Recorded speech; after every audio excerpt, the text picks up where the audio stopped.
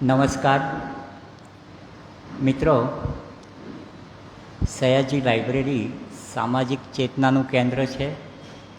એની સાથે જ સામાજિક સંવેદનાનું કેન્દ્ર પણ છે. સમાજમાં બનતી નાની મોટી ઘટનાઓ, સારી નરસી ઘટનાઓના સ્પંદનો પણ લાઇબ્રેરી સારી રીતે ઝીલે છે. ગયા શનિવારે લગભગ આ જ સમયે રાજકોટમાં જે દુર્ઘટના ઘટી એ આપણા સૌ માટે ખૂબ જ દુઃખદ છે. 30થી વધુ વ્યક્તિઓના એમાં અવસાન થયા. એ બાળકો પણ આપણા જ બાળકો હતા, એ મોટેરાઓ પણ આપણા જ ભાઈ બહેન હતા. આપણે સૌ એ મૃતકોની આત્માની શાંતિ માટે 1 મિનિટ ઊભા થઈને મૌન પાળીશું.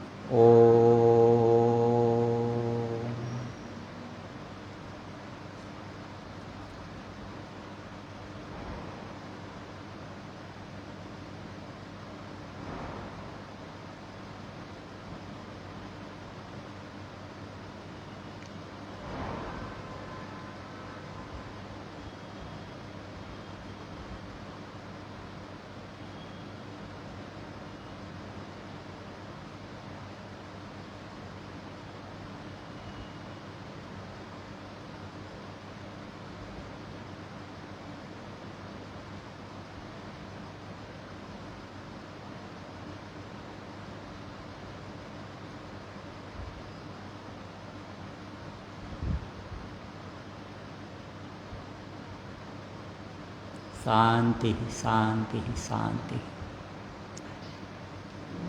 વિશ્વના કોઈપણ ખૂણામાં ફરીથી આવી દુર્ઘટના ન ઘટે એવી પ્રાર્થના અને આશા સાથે આજના કાર્યક્રમને આપણે આગળ ધપાવીએ. મને ગમતું પુસ્તક યુવા વાર્તાલાપમાં આપ સૌ પુસ્તક પ્રેમી મિત્રોનું હૃદયથી સ્વાગત છે. આજના વક્તા હર્ષાબેન ગોગારીનો પરિચય માનસીબેન મહેતા આપશે, પણ એ પહેલાં હું હર્ષાબેન વિશે થોડી વાતો કરવા માગું છું. હર્ષાબેનને હું છેલ્લા 4 વર્ષથી ઓળખું છું. એમનું જીવન આપણા સૌ માટે પ્રેરણાદાયી છે. તો એમણે કહેલી અને એમની પરમિશનથી હું એમની કેટલીક વાતો આપણી સમક્ષ શેર કરીશ. આજથી આશરે 7 વર્ષ પહેલાં હર્ષાબેનની તબિયત બગડી. પહેલાં નવસારી, પછી સુરત અને ત્યારબાદ ચેન્નાઈની હોસ્પિટલમાં એમણે ચેકઅપ કરાવ્યું. રિપોર્ટ્સમાં એમને જાણવા મળ્યું કે એમના ફેફસા ને હૃદયમાં ગંભીર તકલીફ છે. એમની જે બીમારી છે એનું નામ છે પલ્મનરી હાઇપરટેન્શન, એટલે કે ફેફસા પર દબાણ અને ફેફસા નબળા પડી જવા. એમના ફેફસા 70% ફેલ થવા તરફ છે. એમના હૃદયમાં 10 mmનું કાણું છે. જમણું હૃદય 70% ફેલ થઈ ગયું છે. છેલ્લા 7 વર્ષથી તેઓ અગણિત તકલીફોની વચ્ચે જીવે છે અને અસંખ્ય મર્યાદાઓનો સામનો કરી રહ્યા છે. ડૉક્ટર્સે તો એમને આરામ કરવા માટે કહ્યું છે, વધારે શારીરિક શ્રમ કરવા પણ ના પાડી છે. એવી પરિસ્થિતિ હોય તો સ્વાભાવિક છે કે કોઈ પણ વ્યક્તિ હતાશ, નિરાશ અને ડિપ્રેસ થઈ જાય. આ બધું જાણીને હર્ષાબેન પણ હતાશ, નિરાશ થઈ ગયેલા, ઉદાસ થઈ ગયેલા, ડિપ્રેસ થઈ ગયેલા. પણ પછી એમણે એવું નક્કી કર્યું કે ફેફસાને હૃદય 70% ફેલ થવા તરફ છે, છતાં પણ 30%માં મારે 100% જીવી લેવું છે, એવું એમણે નક્કી કરેલું હતું. એમણે શું શરૂ કર્યું? મનગમતી પ્રવૃત્તિઓમાં મન પરોવ્યું. એમની મનગમતી પ્રવૃત્તિઓ કઈ છે? વાંચન, લેખન, સમાજસેવા, નવું શીખવું અને નવા સ્થળો જોવા અને નવા મિત્રો બનાવવા એમને ખૂબ જ ગમે છે. એમના વ્યક્તિત્વની 3 લાક્ષણિકતાઓ જે આપણને ખૂબ પ્રેરણા આપે એની વાત કરું તો સૌથી પહેલું છે પોઝિટિવ થિંકિંગ. ખૂબ સકારાત્મક વિચારસરણી તેઓ ધરાવે છે. વિલ પાવર, દ્રઢ મનોબળ અને સેલ્ફ કોન્ફિડન્સ, આત્મવિશ્વાસ. આવી પરિસ્થિતિમાં પણ હસતા હસતા જીવવું અને પ્રવૃત્તિમય અને સમાજને ઉપયોગી થઈને જીવવું એ કંઈ નાની વાત નથી. આ સદ્ગુણો હોય તો જ એ આ રીતે જીવી શકે. તેઓ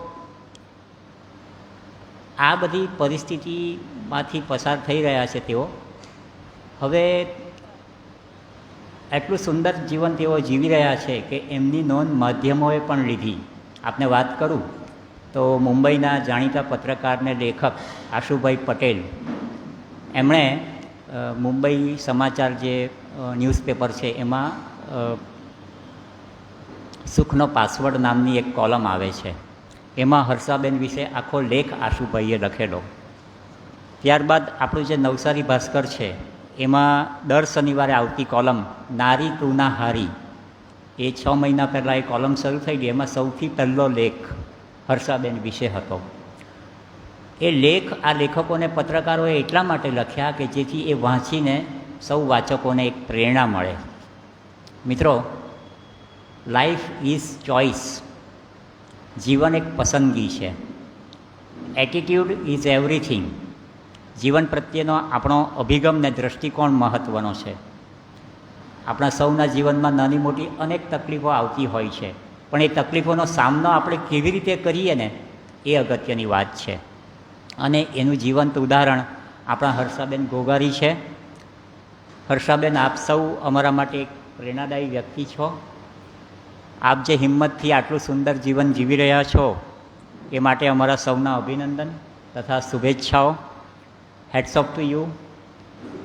અને આપણા સૌથી વતી અમે હર્ષાબેનના આ સ્પિરિટને આપણે તાળીઓથી વધાવીએ.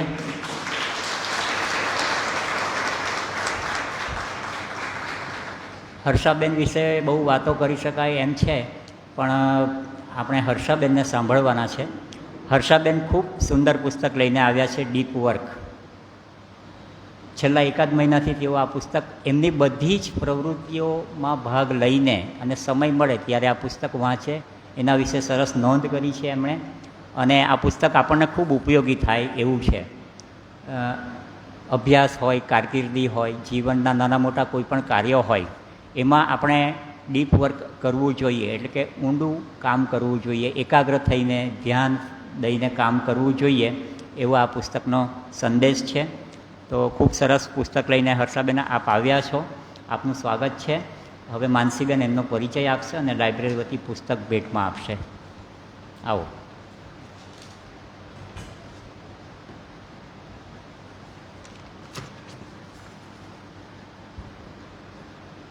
ઉપસ્થિત સૌ કોઈને વંદન.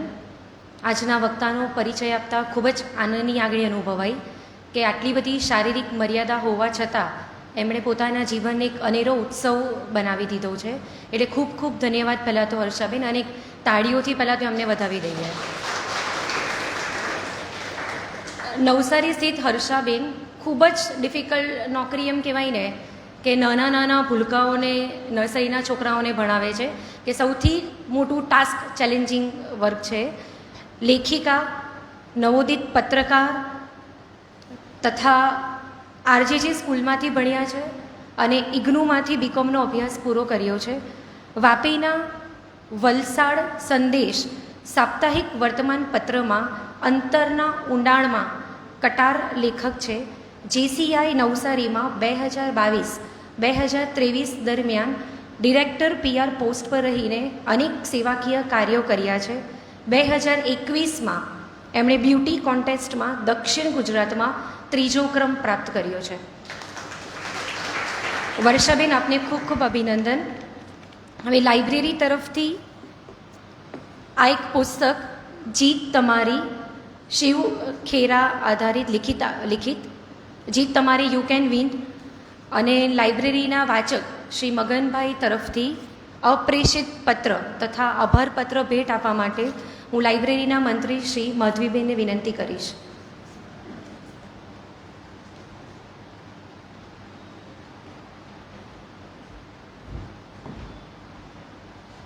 હર્ષાબેનને તાળીઓથી વધાવીએ.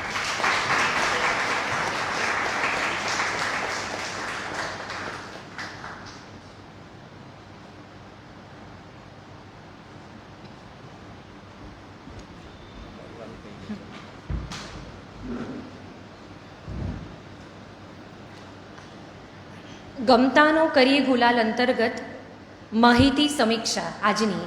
તો જૂન મહિનાની વાત કરીએ તો જૂન મહિનામાં આપણા બધા માટે અને આખી પૃથ્વી માટે એ ઉપયોગી દિવસ કયો, કોઈ કહેશો મને? 5 જૂન, વર્લ્ડ એન્વાયરમેન્ટ ડે. જે રીતે અત્યારે ઉનાળામાં તાપમાન વધી રહ્યું છે અને જે રીતે લાગે કે એસી વગર હવે જીવાય એવું શક્ય નથી, તો ત્યારે પર્યાવરણ પર કદાચ આપણે આધાર રાખીએ અને વૃક્ષોનું જતન કરીએ તો કદાચ પૃથ્વીને થોડીક આપણે સહાય કરી શકીએ. આપણી તો સહાય થશે જ, પણ પૃથ્વીને પણ થોડી સહાય કરી શકીએ તેવી આશા રાખીએ. World environment day 1972 UN general assembly એ 5 તારીખ પર્યાવરણ દિવસ તરીકે નિયુક્ત કર્યો. ત્યારબાદ પ્રથમવાર તેની ઉજવણી 1973 ફક્ત એક પૃથ્વીના સૂત્ર હેઠળ શરૂઆત થઈ. વર્લ્ડ એન્વાયરમેન્ટ ડે અંતર્ગત વાયુ પ્રદૂષણ, પ્લાસ્ટિક પ્રદૂષણ, દરિયાઈ સપાટીમાં થતો વધારો, આ બધી સમસ્યાઓ અંતર્ગત જાગૃતિ લાવવાનો છે અને વધુમાં રાષ્ટ્રીય અને આંતરરાષ્ટ્રીય પર્યાવરણ નીતિમાં પરિવર્તન લાવવામાં પણ મદદ કરે છે.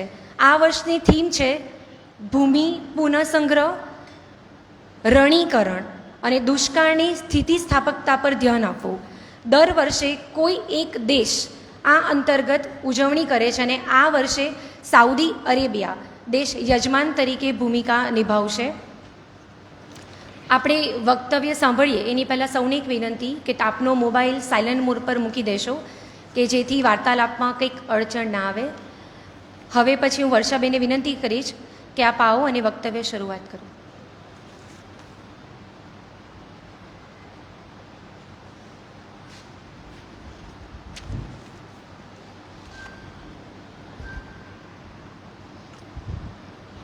ખૂબ ખૂબ આભાર માનસીબેન અને દીપકભાઈ.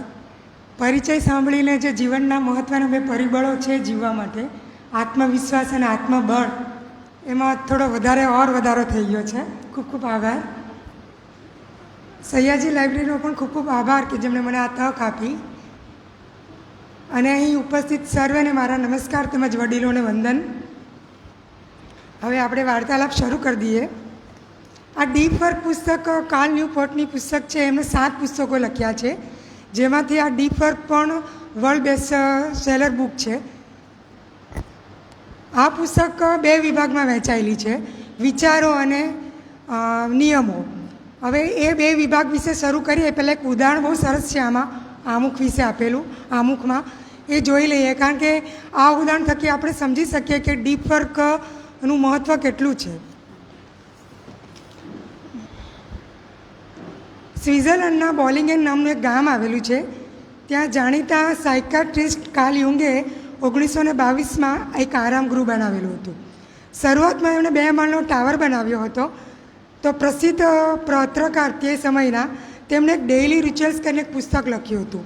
એ પુસ્તકમાં તેમણે કાર્લ યુંગ વિશે થોડા ડેઇલી રૂટીન જે કરતા હતા આરામગૃહમાં રહીને એના વિશે નોંધ કરી હતી. તો કાર્લ યુંગ શું કરતા હતા, તો કાર્લ યુંગ સવારે 7 વાગે ઉઠી જતા હતા, હેવી બ્રેકફાસ્ટ લેતા હતા, ત્યારબાદ 2 કલાક કોઈ વિક્ષેપ વિના પોતાની ઓફિસમાં બેસીને લેખન કાર્ય કરતા. બપોરે તેઓ ધ્યાન કરતા, મનન કરતા અને સાંજે લીલાછમ વૃક્ષોની વચ્ચે લાંબા વોક માટે ચાલ્યા જતા. આ ટાવરમાં ઇલેક્ટ્રિસિટી નહોતી, કારણ કે 1922ની વાત છે, અને ત્યાં ઓઇલ લેમ્પથી પ્રકાશ મેળવતા હતા. ફાયર પ્લેસ દ્વારા તેઓ ગરમાવો મેળવતા હતા અને રાત્રે 10 વાગે તેઓ સૂઈ જતા હતા. આ એનું રૂટીન હતું. તો ત્યાં એમને પ્રગાઢ શાંતિ અને શક્તિનો અનુભવ થતો હતો. તો પહેલી નજરમાં આપણને એનું રૂટીન જોઈને એવું લાગે કે એ કોઈક રિટાયરમેન્ટ હોમ હશે, એ માટે અહીંયા આવ્યા હશે, રિટાયરમેન્ટ પ્લાન માટે આવ્યા હશે, કોઈ વેકેશનનો સમયગાળો પસાર કરવા માટે આવ્યા હશે. પણ એમાંની એક પણ બાબત સાચી નહોતી. તો એ કેમ અહીંયા એ આરામગૃહમાં આમનું રૂટીન હતું, એ શેના માટેનું રૂટીન હતું? તો એ આરામગૃહમાં એ કાલે 1921માં એક પુસ્તક લખ્યું હતું, સાયકોલોજીકલ ટાઈપ્સ. એ પુસ્તકમાં એ સમયના તેમના મિત્ર, માર્ગદર્શક અને વિશ્વવિખ્યાત સાયકોલોજીસ્ટ સિમન ફ્રોઈડના વિધાનોથી તદ્દન જુદા વિધાનો લખ્યા હતા. એટલે એને પડકાર આપ્યો હતો એના મિત્રને જ, સાયકોલોજીસ્ટને. એનાથી તદ્દન વિરોધ એના પુસ્તકમાં વિધાનો લખ્યા હતા. એ વિધાનો પર મનન કરવા, મંથન કરવા, જાગૃત રહેવા માટે અને ડીપ વર્ક કરવા માટે તેઓ આરામ ગૃહમાં ગયા હતા. એટલે આરામ ગૃહનો એને ઉપયોગ એકાંતમાં કામ કરવા માટે કર્યો હતો. પોતાનું ડીપ વર્ક કરવા માટે એમણે આરામ ગૃહનો ઉપયોગ કર્યો હતો. હવે આપણે સમજી શકીએ આ ઉદાહરણ થકી કે ડીપ વર્ક ક્યારે થઈ શકે? તો ખલેલ વિનાના વાતાવરણમાં જ્યાં ડીપ કોન્સન્ટ્રેશન કરીને મનન થઈ શકે ત્યારે જે પ્રકારનું પ્રોફેશનલ કામ થાય છે તે શ્રેષ્ઠ અને યુનિક હોય છે. આને કારણે સ્કિલ્સ પણ વધુ સારી બને છે. હવે ઉદાહરણ થકી આપણે સમજી શકીએ, કારણ કે ત્યાં એને કોઈ ખલેલ પહોંચાડે એવું નહોતું, એટલે તે રીતે એને ડીપ વર્ક કરવા માટે આરામગૃહ પસંદ કર્યું હતું. હવે આ પુસ્તકમાં 2 વિભાગ છે, વિચાર અને નિયમોનો. એમાં 3 ચેપ્ટર છે વિચારોના. એમાં પહેલું ચેપ્ટર છે ડીપ વર્કનું ઘણું મૂલ્ય અને મહત્ત્વ. તેના પર હવે આપણે થોડીક ફોકસ કરીએ. હવે આ ચેપ્ટરમાં લેખકે ઇકોનોમિક ક્ષેત્રે 3 મજબૂત વ્યક્તિની વાત કરી છે કે જેણે ટૂંકા ગાળામાં જોરદાર કૂદકો માર્યો છે અને બહુ ઝડપથી આગળ વધ્યા છે. એ 3 વ્યક્તિઓ છે. પહેલાં છે નીટ સિલ્વર, બીજા છે ડેવિડ હેન્સન અને ત્રીજા છે જ્હોન ડોર. આ 3 વ્યક્તિઓએ ખૂબ જ ટૂંકા ગાળામાં જબરજસ્ત સંપત્તિ બનાવી. તો શું એવું કર્યું, એવું કયું ડીપ વર્ક કર્યું, એવું કયું કાર્ય કર્યું કે થોડા સમયમાં તેણે સંપત્તિ બનાવી, પ્રોફેશનલ રીતે આગળ વધી ગયા, ઇકોનોમિક ક્ષેત્રે સ્ટ્રોંગ બન્યા? તો એમાં જે પહેલા વ્યક્તિ છે નીટ સિલ્વર, તેઓ બેઝબોલના સ્ટેટિસ્ટિકના એક્સપર્ટ હતા, પણ તેઓ રાજકારણમાં આગાહી કરવા લાગ્યા હતા. હવે એમાં એક સ્કિલ હતી કે તેઓ જે પણ આગાહી કરતા ને એ સાચી પડતી. એટલે એ સમયે જે ન્યૂઝ ચેનલ હતી ને, ESPN ચેનલ અને ABP ન્યૂઝ, એને બહુ મોટી ઓફર કરીને એને ત્યાં જોબ પર રાખી લીધા. તો એ ન્યૂઝ ચેનલમાં શું કામ કરતા હતા? તો સ્પોર્ટ્સ, હવામાન, નેટવર્ક ન્યૂઝ, એવોર્ડ, ટેલિકાસ્ટિંગની જવાબદારી તેમને સોંપવામાં આવી હતી અને તેઓને બહુ મોટી ઓફર આપેલી. એટલે એને ઓફર સ્વીકારીને તેને ત્યાં જોબ પર જતા હતા અને તેણે માત્ર 1 વર્ષના ગાળામાં જ ઇકોનોમિક ક્ષેત્રે પોતાનું નામ બનાવી દીધું. આ પહેલી વ્યક્તિ નીટ સિલ્વર, જેણે લેખકે આમાં નોંધ લેવા જેવી વાત કરી છે. બીજા વ્યક્તિ છે ડેવિડ હેન્સન. હવે ડેવિડ હેન્સન છે ને કોમ્પ્યુટર પ્રોગ્રામર હતા. તો એનામાં એક આવડત હતી. તો એમણે એ સમયે રૂબી એન્ડ રેલ્સ નામની વેબસાઇટનું પ્લેટફોર્મ બનાવ્યું હતું. આજે જે આપણે ટ્વિટર યુઝ કરીએ છીએ ને, ટ્વિટર, એનો પાયો તે સમયે નખાઈ ગયો હતો રૂબી એન્ડ રેલ્સમાં. એને કારણે તો રૂબી એન્ડ રેલ્સનો એને પાયો નાખ્યો હતો. તેઓ ડેવલપમેન્ટ કંપની બેઝ કેમ્પના પાર્ટનર હતા. તેઓ એમની આવક જાહેર કરતા નથી, પરંતુ શિકાગો, માલિબુ અને સ્પેનમાં જે સમય વિતાવે છે તેના પરથી તેની આવકનો અંદાજ કરી શકાય છે. તેઓ સ્પેનમાં રેસ કાર ડ્રાઇવિંગ પણ કરે છે. હવે આ બીજા વ્યક્તિની વાત થઈ. હવે ત્રીજા વ્યક્તિ છે જ્હોન ડોર. જ્હોન ડોર જેવી વ્યક્તિઓ લેખક કહે છે કે વિશ્વમાં ક્રાંતિ લાવી શકે, જબરજસ્ત ફેરફાર લાવી શકે. એવું કેમ? તો એની પાસે અઢળક સંપત્તિ હોય છે અને એની મૂડીનો ઉપયોગ ટેકનોલોજીમાં કરતા હોય છે. આ ત્રીજી વ્યક્તિ જ્હોન ડોર. હવે તેની પાસે જે મૂડી હતી એને શેમાં રોકાણ કર્યું? તો ટ્વિટર, ગૂગલ, નેટસ્કોપ, એમેઝોન અને સન માઇક્રો સિસ્ટમમાં તેમાં સમાવેશ થાય છે, જેમાં તેને પોતાની મૂડી રોકાણ કરી હતી. જ્હોનની અંગત મિલકત $3 મિલિયન પણ વધુ છે. એટલે કે લગભગ 23,000 કરોડ રૂપિયા એની મિલકત, એટલી એની પાસે સંપત્તિ છે. હવે આ 3 વ્યક્તિઓની વાત કરી તો એ એટલી સફળ કેમ?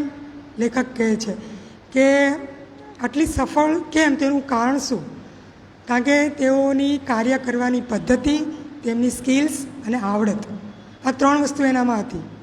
આપણે જે રૂટીન લાઈફમાં જે આપણે લાઈફ જીવીએ છીએ ને તેનાથી અલગ એની કાર્ય કરવાની પદ્ધતિ હતી, પ્લસ એનામાં એક સ્કિલ્સ હતી, આવડત હતી, જેને કારણે તેઓ ટૂંકા ગાળામાં ઇકોનોમિક ક્ષેત્રે પોતાનું નામ બનાવ્યું હતું. હવે લેખક એમ કહે છે કે આ 3 વ્યક્તિઓની જેમ આપણે પણ બની શકીએ પણ તમારે ડિસાઇડ કરવું પડે કે તમારામાં કઈ ક્વોલિટી છે. તમારામાં કોઈ સ્કિલ્સ હોય તો તમે પણ એવી રીતે આગળ વધી શકો, આવડત હોય તો તમે પણ આગળ વધી શકો. હવે 3 વ્યક્તિઓની જે વાત કરી છે એ પ્રમાણે એને 3 ગ્રુપ પણ બનાવ્યા છે. એમાં પહેલું ગ્રુપ છે હાઈ સ્કિલ વર્કર્સનું ગ્રુપ, બીજું ગ્રુપ છે સુપરસ્ટાર્સનું ગ્રુપ અને ત્રીજું ગ્રુપ છે માલિકોનું ગ્રુપ. હવે આ લેખકે જે 3 ગ્રુપ બનાવ્યા છે તેને આ 3 વ્યક્તિને અલગ અલગ ગ્રુપમાં ડિવાઈડ કર્યા છે. હવે પહેલા વ્યક્તિ જે નીટ સિલ્વર છે ને તે શેને લીધે આગળ આવ્યા હતા? તો એની આવડતને લીધે, સ્કિલ્સને લીધે, કે જેણે ભવિષ્યવાણી કરતા હતા અને સાચી પડતી હતી, ન્યૂઝ ચેનલ એને રાખેલા, એટલે એમણે એને હાઈ સ્કિલ વર્કર્સમાં રાખ્યા હતા પહેલા ગ્રુપમાં. પછી બીજા ગ્રુપમાં ડેવિડ હેન્સન, કે જેની પાસે એક આવડત હતી કે જેણે પોતે જ એક વેબસાઇટનું નિર્માણ કર્યું હતું, એટલે એને બીજા ગ્રુપમાં સુપરસ્ટાર્સમાં રાખ્યા. અને ત્રીજા જ્હોન ડોર, પોતે માલિક જ છે, એની પાસે અઢળક સંપત્તિ છે, એ ડિસાઇડ કરે કે મારે ક્યાં પૈસા રોકવા, એટલે એ માલિકોનું ગ્રુપ, એને જ્હોન ડોરને માલિકોના ગ્રુપમાં એડ કર્યા. એના પરથી આપણે સમજવાનું એ છે કે આ 3 ગ્રુપ છે, 3 ગ્રુપ છે ને 3 વ્યક્તિઓ છે, એને ડિવાઈડ કર્યા છે. એવી રીતે આપણે કયા ગ્રુપમાં જવું એ આપણે નક્કી કરવાનું. જો તમારામાં સ્કિલ છે તો તમે સુપરસ્ટાર્સના હાઈ સ્કિલ વર્કર્સમાં જઈ શકો, તમારી પાસે કોઈ સ્પેશિયલ આવડત છે તો તમે સુપરસ્ટાર્સમાં જઈ શકો, અને જો તમારી પાસે અઢળક મૂડી છે તો તમે શેમાં રોકાણ કરવું એ તમારે વિચારવાનું. પછી લેખક એમ પણ કહે છે કે જ્હોન ડોરની જેમ આટલી બધી સંપત્તિ રાતોરાત ક્યાંથી આવી જાય એવી કોઈ જાદુઈ છડી મારી પાસે નથી કે હું તમને કહી શકું. પણ જો કદાચ બ્રેકેટમાં પાછું એમ કહે છે કે જો મારી પાસે એવી જાદુઈ છડી હોય ને તો હું તમને ના જણાવું. એ તમારે નક્કી કરવાનું કે તમારી પાસે એવી રીતે મૂડી ક્યાંથી આવે. પણ પહેલાં 2 જે ગ્રુપ છે ને, સુપરસ્ટાર ને હાઈ સ્કિલ વર્કર્સ, એમાં તમારે જોડાવવું હોય તો તમારે શું કરવું પડે? તો તમારે નવી આર્થિક પરિસ્થિતિમાં સફળ કઈ રીતે થવું તે સમજવું પડે. તે માટે અઘરી બાબતો પર માસ્ટરી મેળવવી પડે, તેમજ એવી સર્વિસ કે એવી પ્રોડક્ટ આપવી પડે જે શ્રેષ્ઠ અને વિશિષ્ટ હોય, તો તમે એ ગ્રુપમાં સામેલ થઈ શકો. હવે આખા ચેપ્ટરમાં આપણે ફોકસ જેવા કરવા જેવી વાત એ છે કે ડીપ વર્કને કારણે અઘરી જટિલ બાબતો જલ્દીથી શીખી શકાય છે. ડીપ વર્કને કારણે ઉત્કૃષ્ટ શ્રેષ્ઠ કામ થાય છે. હવે આ એક ચેપ્ટરમાં એક બહુ સરસ સૂત્ર આપ્યું છે કે તમે જીવનમાં કોઈ પણ કાર્ય કરતા હોય ને તો મગજમાં લઈને ચાલવાનું, તો તમને જીવનમાં કોઈ પણ કાર્ય સિદ્ધ કરવા માટે બહુ ઉપયોગી છે. એ છે ઉચ્ચ ગુણવત્તાવાળું કામ બરાબર સમય ગુણ્યા ધ્યાનની માત્રા. ફોકસ્ડ કેટલું કરો છો અને કેટલો સમય આપો છો, બસ તમે આ બેનું ધ્યાન રાખો એટલે તમને સરસ કામ મળે છે. લેખક કહે છે બસ તમારે આ સૂત્ર ધ્યાનમાં લઈને ચાલવાનું છે. બસ આ ચેપ્ટર 1માં આ સમજી લઈએ એટલે ઘણું બધું સમજાઈ જાય છે. હવે ચેપ્ટર 2 કે ડીપ વર્ક ઓછું જોવા મળે છે. હવે ચેપ્ટર 1માં આપણે જોયું કે ડીપ વર્કનું એટલું બધું મૂલ્ય છે, મહત્ત્વ છે, છતાં પણ ઓછું કેમ જોવા મળે? એનું રીઝન છે કે થોડા વર્ષોથી પ્રતિષ્ઠિત બિઝનેસમાં એક નવો ટ્રેન્ડ ચાલી રહ્યો છે અને એ છે ઇન્સ્ટન્ટ મેસેજિંગ. IBM કંપનીના એક સિનિયર મેનેજરે કહ્યું હતું કે અમારી કંપનીમાં અમે રોજના 25 લાખ ઇન્ટરનલ મેસેજ મોકલીએ છીએ. ધ ન્યૂયોર્ક ટાઈમ્સ પોતાના કર્મચારીઓને ટ્વિટર એકાઉન્ટ રાખવા માટે પ્રોત્સાહન આપે છે, જેને કારણે અખબાર સાથે સંકળાયેલા 800થી વધુ લેખકો, સંપાદકો અને ફોટોગ્રાફર્સ ટ્વિટર એકાઉન્ટ ધરાવે છે. ટૂંકમાં કહીએ તો બિઝનેસ કંપનીઓ તેમના કર્મચારીઓને આ રીતે ટ્વિટર એકાઉન્ટ રાખવા માટે જે પ્રોત્સાહન આપે છે તેને કારણે કર્મચારીનું ધ્યાન મૂળ કામમાંથી હટી અને ઉપર છેલ્લા કામ પર જાય છે. આ ઇન્ટરનેટ જ સૌથી એવું રૂકાવટભર્યું કામ છે કે જેને લીધે આપણું કામ બરાબર થતું નથી. કારણ કે કર્મચારીને એટલું બધું લોડ આપી દે છે કંપનીઓ કે 25 લાખ મેસેજ એટલે વ્યક્તિ એમાં ને એમાં જ રહે છે. એનું મેઇન કામમાંથી હટીને ફોકસ હટીને બીજા ઉપર છેલ્લા કામ પર જતું રહે છે. હવે આવી ટેકનોલોજીને રૂકાવટભર્યું કામ કહે છે. એમાં લેખક જોનાથ પણ કહે છે કે સાહિત્યના જગતમાં ટ્વિટર એક જબરજસ્તીપૂર્વક થયેલો વિકાસ છે. આ જબરજસ્તીપૂર્વક થયેલો વિકાસ છે, ટ્વિટરની કોઈ જરૂરત જ નથી.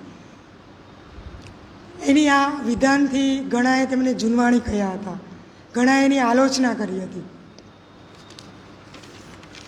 અને જ્યોર્જે પણ કહ્યું, એક લેખક નામના જ્યોર્જ નામના લેખક છે, એમણે પણ કહ્યું કે ટ્વિટર મીડિયા માટે એક નશો છે, મને એની બીક લાગે છે, એની લત થઈ જશે એ વિચારથી હું ડરું છું, હું વગર ટ્વિટર જ સારો છું, મને ટ્વિટરની જરૂર નથી.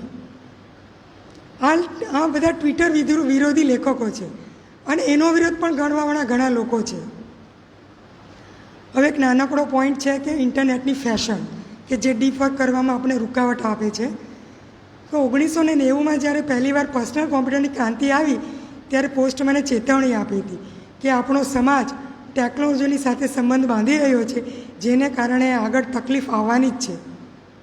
આપણે માનીએ છીએ કે કાંઈ પણ જે હાઈટેક હોય એ સારું જ હોય, પણ એવું નથી, એ આપણી ભ્રમણા છે. આ કલ્ચરને તેમણે ટેકનોપોલી નામ આપ્યું હતું. હવે 2003માં પોસ્ટમેન જે આગાહી કરેલી એ અવસાન પામ્યા, પણ એ આજે જો જીવતા હોત તે જોત કે આજે કેટલી ઝડપથી ઇન્ટરનેટનો ફેલાવો થઈ ગયો અને ટેકનોલોજી જેટલી એમ કહે ને આશીર્વાદરૂપ છે એટલી અભિશાપ પણ બની રહી છે. એટલે તો આજે ઠેર ઠેર ટેકનોલોજીના જાગૃત રહેવાના સેમિનાર્સ પણ આપણે કરીએ છીએ. આ પુસ્તકમાં એક બોરોઝો પણ એમ લખે છે લેખક કે ઇન્ટરનેટને સમજણ અને સાહસનું મોટું સોર્સ માનવામાં આવે છે. આજે તે રોમાંચક અને લલચાવનારી ટેકનોલોજી બની ગઈ છે. આપણે ઇન્ટરનેટને ક્રાંતિકારી શોધ ગણીએ છીએ. એવું માનવામાં આવે છે કે કંપની ઇન્ટરનેટ અપનાવે તો મોડર્ન અને ન અપનાવે તો ઘોડાગાડીના જમાનાના. હવે વાત સાચી જ છે. અહીંયા જેટલા બધા પાસે આજે સ્માર્ટફોન છે અને સ્માર્ટફોન ન હોય તો લોકો શું કહે, સ્માર્ટફોન નથી. તમે આજના જમાનામાં થઈને સ્માર્ટફોન નથી યુઝ કરતા, સ્માર્ટફોન છે તો તમે ટ્વિટર નથી યુઝ કરતા, ઇન્સ્ટા નથી યુઝ કરતા, તો બહુ કહેવાય. તો તમે બળદગાડીના જમાનાના કહેવાય. હવે આ લેખક આપણા પશ્ચિમી છે એટલે એને ઘોડાગાડી કીધું, પણ આ હકીકત છે કે આપણને પણ આવી રીતે કહેવાવાળા છે કે તમે આ બધું યુઝ નથી કરતા તો તમે તો બળદગાડીના જમાનાના કહેવાઓ. આપણે માનવા તૈયાર જ નથી કે ઇન્ટરનેટ માત્ર નફો મેળવવા ઉત્સુક કંપનીઓ દ્વારા માર્કેટમાં મુકાયેલ એક ટૂલ છે. આપણે તેને ડિજિટલ રિવોલ્યુશન ગણીને નવું વિશ્વ લાવનાર શોધ માનીએ છીએ. તે આપણી ભ્રમણા છે. આ ટેકનોપોલીને કારણે જ આજે ડીપ વર્ક ઓછું થાય છે. આ મેઇન રીઝન છે. હવે ડીપ વર્ક અર્થપૂર્ણ છે, ત્રીજું ચેપ્ટર છે. આપણે પહેલાંમાં જોયું કે ડીપ વર્કનું મહત્ત્વ છે, બીજામાં જોયું કે મહત્ત્વ છે છતાં ઓછું કામ થાય છે, ને ત્રીજું છે કે ડીપ વર્ક અર્થપૂર્ણ છે. આ બહુ સરસ જીવનમાં ઉપયોગી એવો પોઈન્ટ છે. માત્ર સફળતા મેળવવા માટે જ ને પૈસા માટે જ નહીં, પણ જીવનમાં સંતોષ મેળવવા માટે પણ આપણે ડીપ વર્ક કરવું જોઈએ. આ બહુ જ હૃદયસ્પર્શી એવો પોઈન્ટ છે.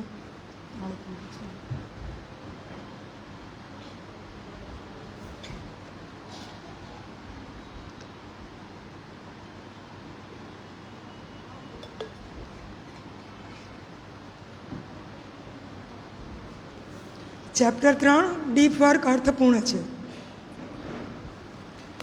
આ સમજાવવા માટે એક બહુ સરસ ઉદાહરણ છે. રિક ફ્યુઅર નામના એક કલાકાર છે જેઓ ધાતુની મૂર્તિ બનાવે, પોતાના હાથથી કંડારીને કલાકોના કલાકો એમાં ઊંડા ઉતરી જાય અને એ મૂર્તિ બનાવે. હવે સ્વેગિંગ નામનું એક મશીન આવે, આપણા 100 હથોડા બરાબર એનો એક હથોડો. સ્વેગિંગ મશીનનો એક હથોડો અને આપણા 100 હથોડા, એટલે કલાકોનું કામ મિનિટમાં થઈ જાય એવું પણ એક મશીન છે, સ્વેગિંગ મશીન. પણ રીક એનો ઉપયોગ કરતા નથી, કારણ કે તેને એવું ઝડપી કામ પસંદ નથી. એમને પોતાના હાથથી કલાકો એમાં પરોવાઈને પોતાના હાથેથી બનાવેલી મૂર્તિ ખૂબ જ ગમે. રીક કહે છે કે આ ચેલેન્જ મારામાં ઉત્સાહ પ્રેરે છે. તેમના કામોના મોટાભાગનો સમય ડીપ વર્કમાં વિતાવે છે. પોતાના આ કામ માટે તેઓ ગર્વ અનુભવે છે. ડીપ વર્કને કારણે સંતોષ અને આનંદ મળે છે. પોતાને હાથે સર્જેલી કોઈ ઉપયોગી પ્રોડક્ટ, સર્વિસ સમાજને આપીને પ્રસિદ્ધિ પ્રાપ્ત થાય છે, જેનાથી મને સંતોષ મળે છે, માટે હું આ મશીનનો ઉપયોગ કરતો નથી, એમ કહે છે. હવે બીજી બાજુ એક નોલેજ વર્કર્સની વાત કરી છે. નોલેજ વર્કર્સ એટલે કે જે સોશિયલ મીડિયા પર સતત એક્ટિવ રહીને કામ કરતા લોકો, કે જેણે સોશિયલ મીડિયા સાથે કામ કરવું જ પડે, કારણ કે એનું જોબ છે, એની નોકરી છે સોશિયલ મીડિયા સાથે જોડાઈને કામ કરવાની, તો એની મજબૂરી કહેવાય કે એને સોશિયલ મીડિયા સાથે જોડાવવું જ પડે. તો એવા લોકો પણ સંતોષ મેળવી શકે જો વિવેક બુદ્ધિપૂર્વક સજાગતાથી પોતાને આ સોશિયલ મીડિયાનો ઉપયોગ કરે તો.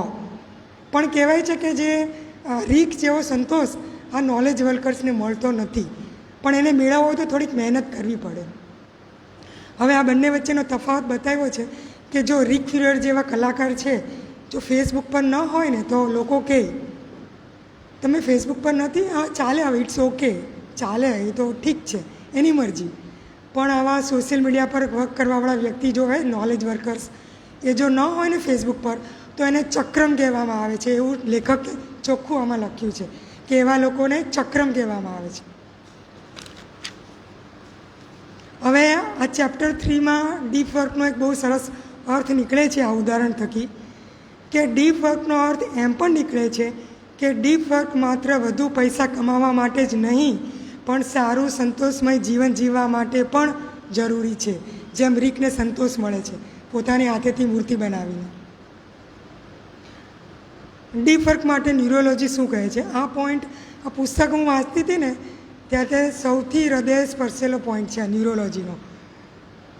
મને એવું લાગ્યું કે જાણે લેખકે મારા અનુભવો આમાં લખી દીધા, મારી જ વાત કરી દીધી એવું લાગ્યું. કારણ કે આ ન્યુરોલોજીનો પોઈન્ટ એવો છે ને કે જીવનમાં દરેકને સ્પર્શે એવો છે.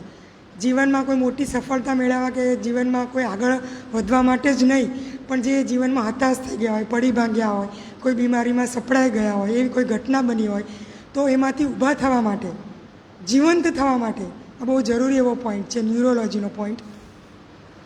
વૈજ્ઞાનિક વિનીફ્રેડને કેન્સર થયું હતું. એ કેન્સર કેવું હતું? પહેલાં સ્ટેજનું નહોતું, બહુ ઝડપથી ફેલાઈ ગયેલું હતું, એવું કેન્સર હતું. એટલે એ થોડા હતાશ તો થઈ ગયેલા, પણ એક દ્રઢ નિશ્ચય કરેલો કે હોસ્પિટલમાંથી બહાર આવ્યા ને ત્યારે એક દ્રઢ નિશ્ચય કર્યો કે આ રોગ મારું સંપૂર્ણ ધ્યાન ખેંચવા માગે છે, પણ હું મારું સંપૂર્ણ ધ્યાન મારા જીવન પર રાખીશ. હું આ રોગને જીતવા નહીં દઉં. એ મને ખેંચવા માગે છે, પણ હું મારું જીવન એના પરથી ફોકસ હટાવીને બીજી પ્રવૃત્તિ પર કરીશ, પણ મને મનગમતી પ્રવૃત્તિ જ કરીશ.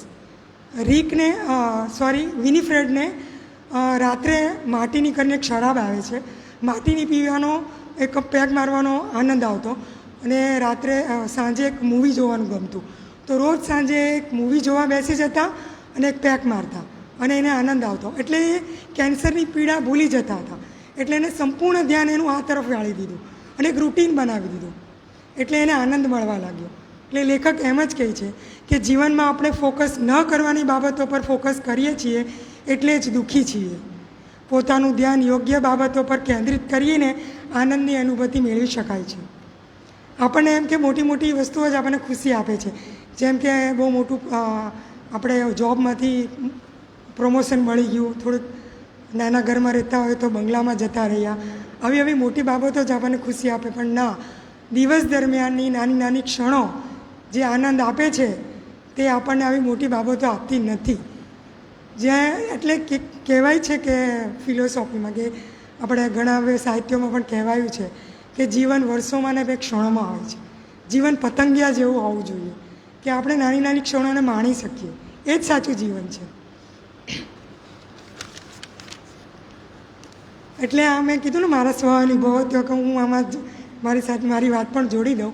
જ્યારે હું 2019માં ઓક્સિજન પર હતી ને, જ્યારે મારી ક્રિટિકલ કન્ડિશન હતી, ત્યારે મેં ઈશ્વર સાથે સંવાદ કરેલો અને પોતાની સાથે કમિટમેન્ટ કરેલું કે ઈશ્વર, જો આમાંથી બચી ગઈ, આમાંથી હું બહાર આવી ગઈ, તું એ મને આમાંથી ઉગારી લીધી, તો હું મારા અસ્તિત્વનો ભરપૂર આનંદ માણીશ.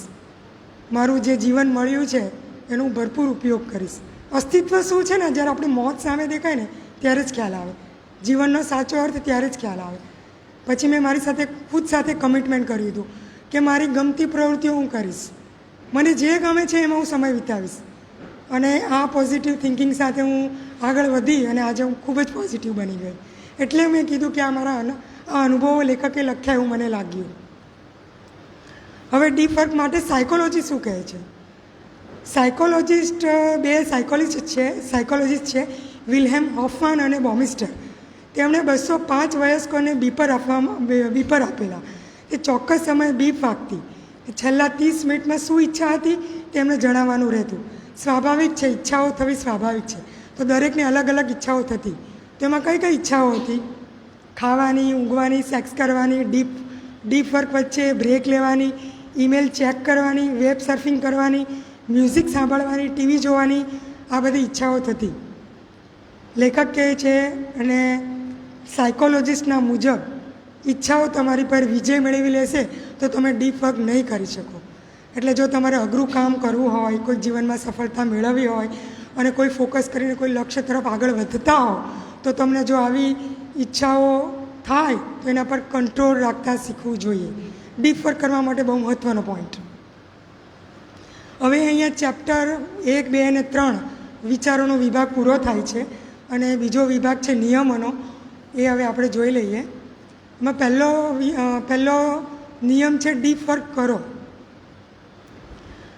આપણી પ્રોફેશનલ લાઈફમાં ડીપ વર્ક કઈ રીતે કરવું તેની પોતાની ફિલોસોફી, આગવી વિચારધારા હોવી જોઈએ અને એ મુજબ જ કામ કરવું જોઈએ. નહીં તો જો ડીપ વર્ક કરવાની તમારી ફિલોસોફી સંજોગોને અનુકૂળ ન હોય તો ડીપ વર્ક કરવામાં અડચણ આવી શકે. પહેલો પોઈન્ટ છે એકાંતમાં રહીને ડીપ વર્ક કરો.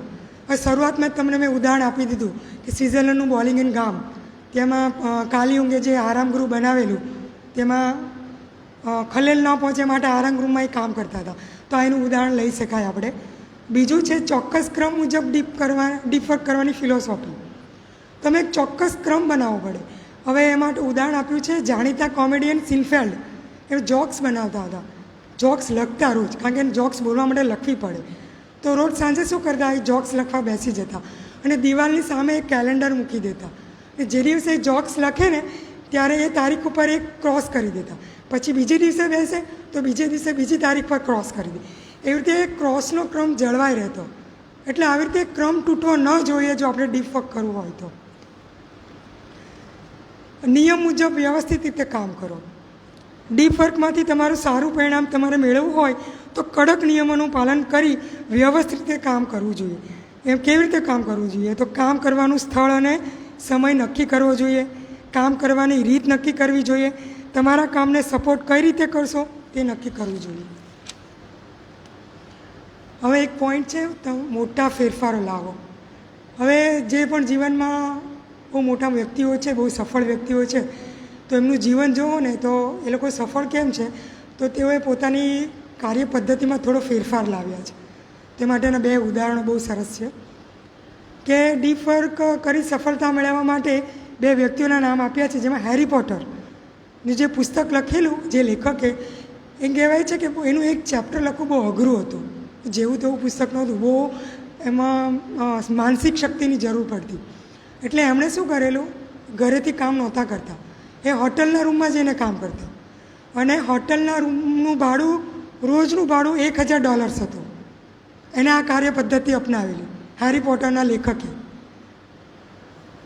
પછી બીજું એક ઉદાહરણ છે માઇક્રોસોફ્ટના CEO બિલ ગેટ્સ. એ થિંક વીકનું આયોજન કરતા. અઠવાડિયા દરમિયાન તેઓ રૂટીન કામ છોડીને કુટુંબથી દૂર જઈ પુસ્તકો અને જરૂરી કાગળો લઈ કેબિનમાં ચાલ્યા જતા. આ રીતે એની કાર્ય પદ્ધતિમાં થોડું ચેન્જ લાવતા. એટલે એ લોકો સફળ છે. હવે એક પોઈન્ટ છે એકલા રહીને કામ ન કરો. આપણને એકાંતમાં રહીને કામ કરવાની વાત કરી છે, પણ બધાનો સહકાર લઈને, બને ત્યાં સુધી એકબીજાનો સહકાર લેવો જોઈએ. હવે એક પોઈન્ટ આવે છે આળસુ થાઓ. હવે આ પોઈન્ટ સાંભળીને એમ થાય આળસુ થવાની વાત કરી તો આપણે કામ કેવી રીતે કરી શકશું? પણ અહીં મેઇન કામ માટે આળસુ નહીં, પણ તમે જે કામ કરતા હોય ત્યારે તમારું ફોકસ જે હટી જાય છે અને આજુબાજુના બીજા વર્ક પર જતું રહે છે, ઉપર છેલ્લા કામ પર, તો ત્યાં ફોકસ ન કરીને આળસુ થવાની વાત છે.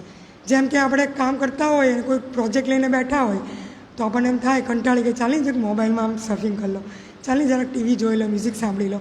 તો આવા બધા કામ ન કરવા જોઈએ. એની કરતાં ડીપ વર્ક જ બંધ કરી દેવાનું. પણ ધ્યાન ભટકાવવાની વાત જે કરી છે તેમાં આળસુ થાવ એમ વાત કરી છે.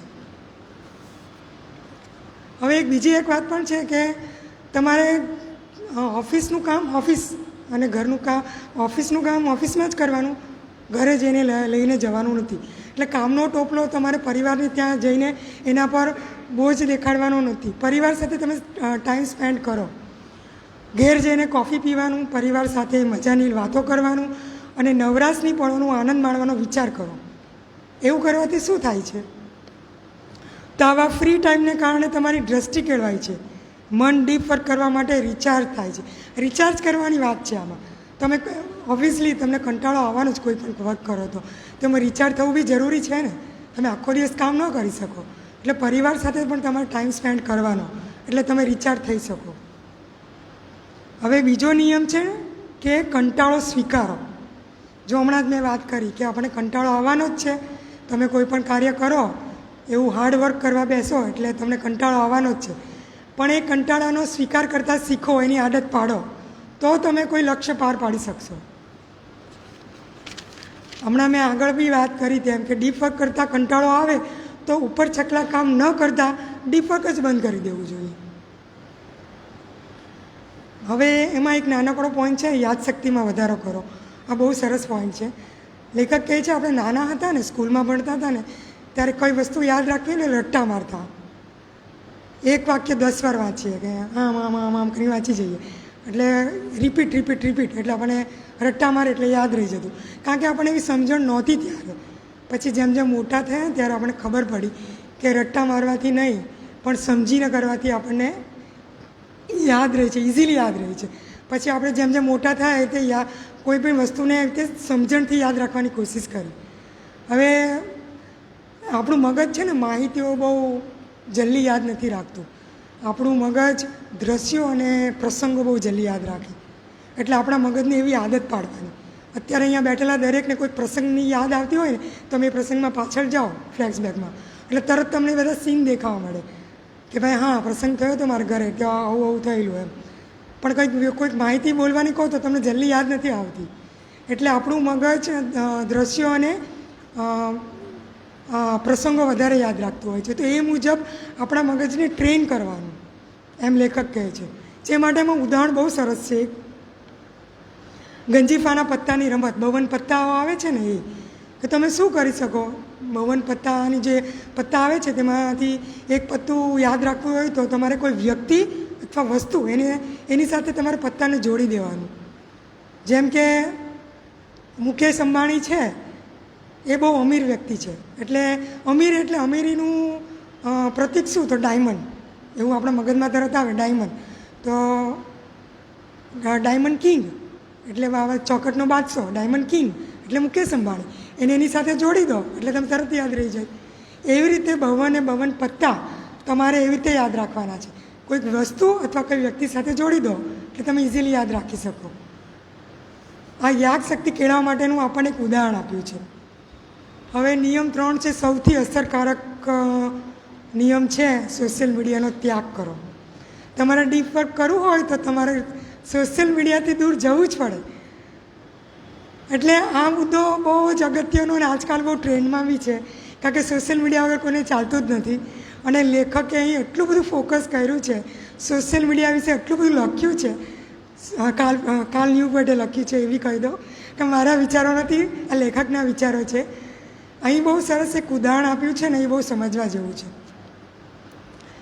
એક લેખક અને ડિજિટલ મીડિયા કન્સલ્ટન્ટ બારાટુંડે ઠસ્ટન, કે તેમને 2011માં મેયર ઓફ ધ યરનો એવોર્ડ મળ્યો હતો. શેને કારણે? કારણ કે તેઓ સોશિયલ મીડિયા પર બહુ એક્ટિવ હતા. સોશિયલ મીડિયા પર એક્ટિવ રહેવાને કારણે એને એવોર્ડ મળેલો.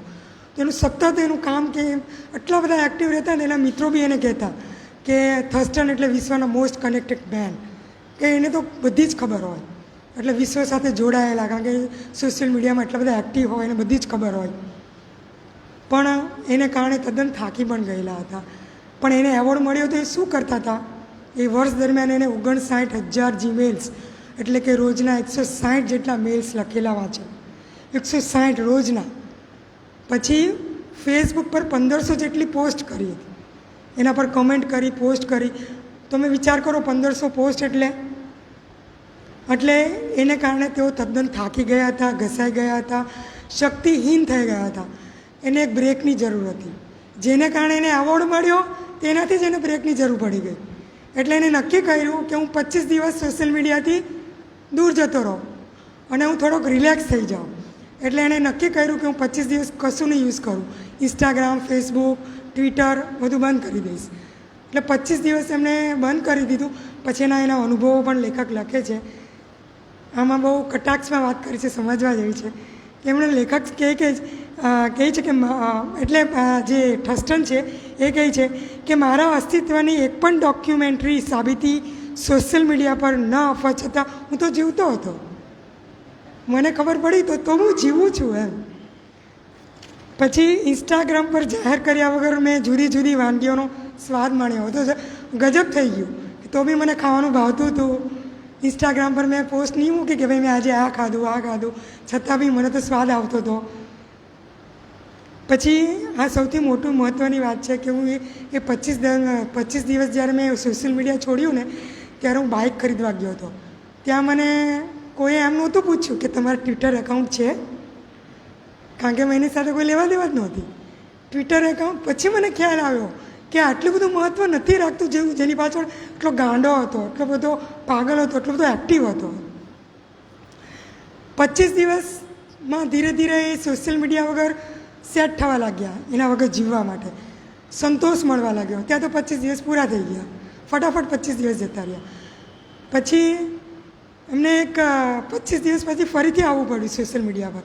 બહુ જરૂરી થયું, કારણ કે તેણે ઘણી બધી સ્ટાર્ટઅપ કંપનીઓ શરૂ કરેલી અને એક પુસ્તક હતું એનું ટ્વિટર પર એને માર્કેટિંગ કરવાનું હતું.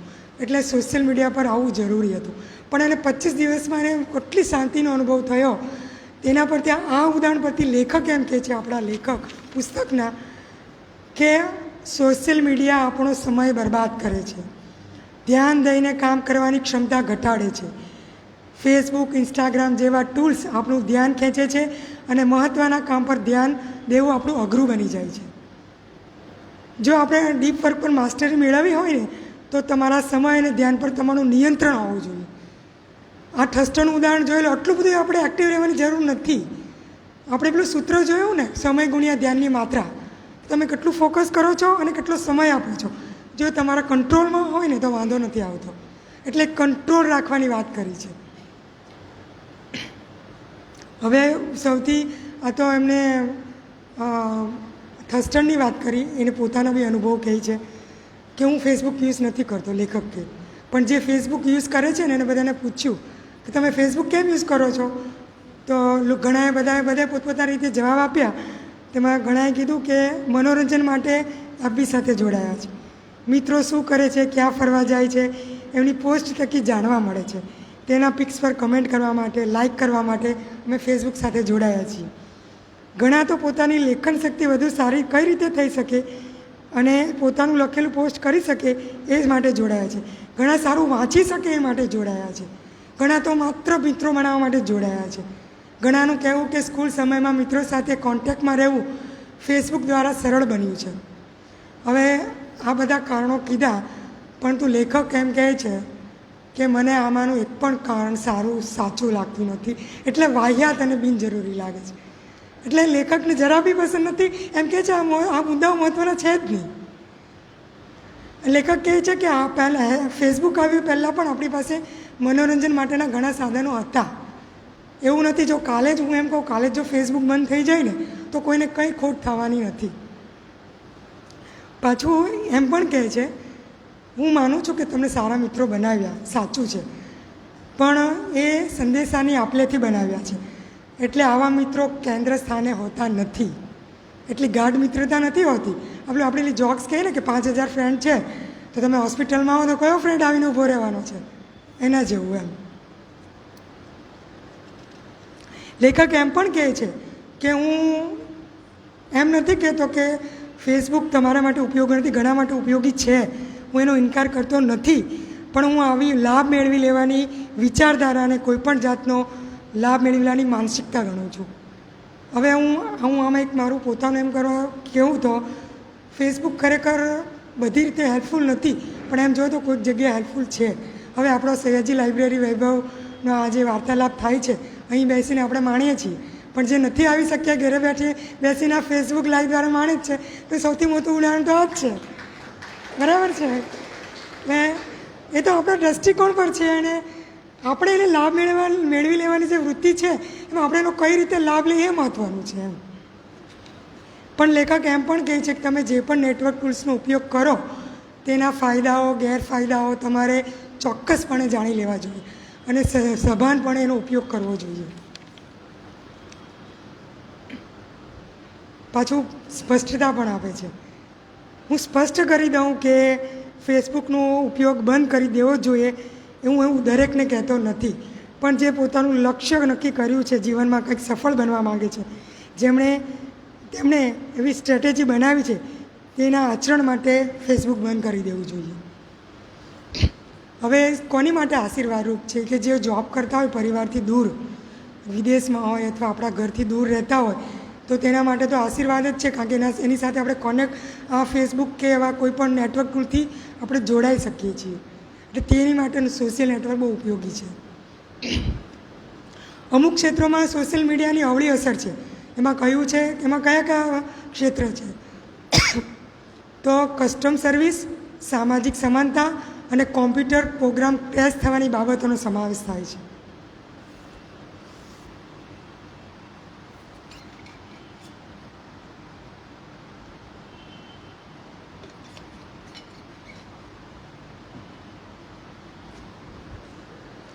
હજી એક પોઈન્ટ છે, પહેલાં તો સોશિયલ મીડિયાનો ત્યાગ કરો, અને પાછો પોઈન્ટ આવે છે એ જ કે સોશિયલ મીડિયા છોડી જ દો તમે.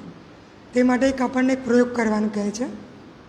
સોશિયલ મીડિયા વિશે બહુ ભરપૂર લખ્યું છે આ બુકમાં, અને આ મુદ્દા પર મેં વધારે ધ્યાન આપ્યું છે, કારણ કે આજના સમય માટે બહુ જરૂરી એવો મુદ્દો છે. માટે કે 30 દિવસ માટે તમે ફેસબુક, ટ્વિટર, ઇન્સ્ટાગ્રામ બધું બંધ કરી દો, અને પછી ઢીંડોરો ટીપવાનો નથી કે હું આજથી જ ફેસબુક બંધ કરું છું. ચૂપચાપ બંધ કરી દેવાનું, અને કોઈ અંગત મિત્રો હોય ને ખાલી તમારે જાહેરાત કરવાની કે હું આજથી આ સોશિયલ મીડિયાનું બંધ કરું છું યુઝ કરવું. પછી 30 દિવસના અંતરે તમારે 30 દિવસ થઈ જાય પછી પોતાની જાતને 2 પ્રશ્નો પૂછવાના. એમાં પહેલો પ્રશ્ન છે, શું આ 30 દિવસ સર્વિસ ચાલુ હોત તો સારું થાત? બીજો પ્રશ્ન, હું આ સર્વિસનો ઉપયોગ નહોતો કરતો, તેનાથી લોકોને કંઈ ફેર પડ્યો? જો બંનેનો જવાબ ના આવે તો તમારે ડેફિનેટલી બંધ કરી દેવું જોઈએ, કારણ કે તમારે કોઈ કામનું જ નથી આ બધું. પણ જો જવાબ હા આવે તો આ સર્વિસનો ઉપયોગ તમારે ફરી શરૂ કરી દેવો જોઈએ. પણ છેલ્લે પાછું એમ પણ મેન્શન કરે છે, મારી સલાહ તો એ જ છે કે તમારે આવા નેટવર્ક ટૂલ્સ સદંતર બંધ કરી દેવા જોઈએ, કારણ સોશિયલ મીડિયા પર કંઈક ને કંઈક પોસ્ટ કર્યા કરવાથી તેની લત લાગી જાય છે. સોશિયલ મીડિયાની શરૂઆત થઈ તે પહેલાં પ્રશંસકો મેળવવાનું કામ સહેલું હતું, એટલે અઘરું હતું.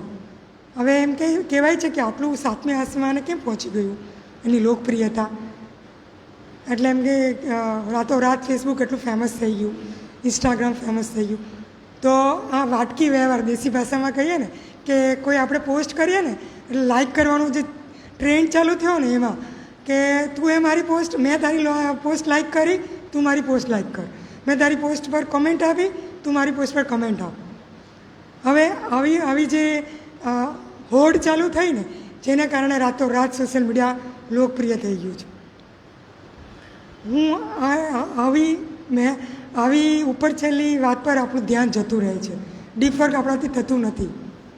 લેખક કહે છે કે ખોટી લાલચમાં લોકો પોતાનો સમય અને ધ્યાન બિનજરૂરી બાબતો પર વેડફ્યા. હવે ફોટામાં કંઈ દમ નહીં હોય, કાંઈ નહીં, પીક મૂક્યો હોય તો ગોર્જિયસ, લુકિંગ નાઇસ, લવલી ચાલુ થઈ જાય, અને ન લખે તો પાછું પૂછે અંદર કાને મેસેજ કરીને, તું મને કોમેન્ટ કેમ નહીં આપી? મેં તો તારા પોસ્ટ પર કોમેન્ટ આપી હતી. એવું એકચ્યુઅલમાં થાય છે. આ 2 દિવસ પહેલાં જ મેં કાંટીનો મારી પર મેસેજ આવ્યો કે હર્ષદ તમે મારી પોસ્ટમાં લાઈક નહીં કરી. એટલે મેં તો થોડીક ચક્કર ખાઈ ગઈ કે આ વળી ડાયરેક્ટ મેં એ કે ફલાણી વ્યક્તિએ તો મારી પોસ્ટ લાઈક કરી, તો મેં તો એ ફલાણી વ્યક્તિને એટલો સમય હશે મારી પાસે નથી, અને મારી મરજી, મને યોગ્ય લાગે તો હું કરું, અને મને સારું લાગે તો હું કોમેન્ટ પણ કરું, મને મારા વિચારો પણ શેર કરું, પણ મને સારું લાગે તો. આ વાટકી વ્યવહાર મને પસંદ નથી કે તમે કરો તો હું કરું. ઘણા લોકો એવી દલીલ કરે છે કે આખો દિવસ કંટાળી ગયા હોય, બહુ કામ કરતા હોય, દિવસ દરમિયાન એટલું બધું કામ કર્યું હોય, તો રાતે તો થોડુંક તો નેટ સર્ફિંગ કરીએ ને, થોડી રીલ્સ તો જોઈ લઈએ ને, તો માઇન્ડ ફ્રેશ થાય ને. એવા લોકો માટે લેખકનો જવાબ: બે ધ્યાનપણે ફ્રી ટાઈમમાં નેટ સર્ફિંગ કરવાથી એક ધારો સમય વેડફવાથી મગજને થાક લાગે છે. આવી લલચાવનારી આકર્ષક લત ન લાગી જાય એ માટે મગજને કોઈ ઉપયોગી પ્રવૃત્તિમાં પરોવવું જોઈએ, જેનાથી તમારી ધ્યાનની ક્ષમતામાં વધારો થાય અને અહેસાસ થશે કે આપણે ખાલી જીવતા નથી પણ જીવંત છીએ. નિયમ 4, છેલ્લો નિયમ છે. 4 નિયમો છે, એમાં છેલ્લો નિયમ છે ઉપર ચકલું બિનજરૂરી કામ ન કરો. આગળ આપણે જોઈ ગયા એમ કે તમારે મૂળ કામ જ પર ધ્યાન આપવાનું છે. તમે કંટાળો તો તમારે કામ સ્ટોપ કરી દેવાનું છે, પણ બીજા કોઈ પણ નાના એવા ધ્યાન ભટકાવે એવા કામ કરવાના નથી. જો તમે 8 કલાક કામ કરતા હો ને, તો એની જગ્યાએ 5 જ કલાક કામ કરો, પણ ફોકસ કરીને. એટલે તમારી પાસે 3 કલાક બચે. તો એ 3 કલાકમાં તમે તમારી મનગમતી પ્રવૃત્તિ કરી શકો અને ફરી રિચાર્જ થઈ શકો. આ ડીપ વર્ક કરવા માટેનું બહુ મહત્ત્વનું પોઈન્ટ છે. આપણે કંટાળો પણ આવવાનો જ છે, એ બધું જ સ્વીકારીને ચાલવાનું છે. ગૂગલ જેવી કંપનીઓ પણ પોતાના કર્મચારીઓને કામના કલાકોમાંથી 20% જેટલો સમય પોતાને ગમતા પ્રોજેક્ટ કરવા માટે આપે છે. આ મેં વાત કરી એમ 8 કલાકમાંથી 5 કલાક કરો, 3 કલાક બચે, એમાં પોતાની મનગમતી કામ કરો અને રિચાર્જ થાવ. કારણ કે ગૂગલની બી આ જ ઉદ્દેશ છે કે તેના કર્મચારીઓનો જો 20% જેટલો સમય પોતાના મનગમતા પ્રોજેક્ટ પર આપે તો એ લોકો ઉત્સાહથી કામ કરે. દિવસ દરમિયાનની દરેક મિનિટ માટે શિડ્યુલ નક્કી કરો. રોજ જ ડાયરીમાં નોંધ કરો કે આજે મારે કયા કામ પર ફોકસ કરવાનું છે, કયા મહત્ત્વના કામ માટે મારે ડીપ વર્ક કરવાનું છે.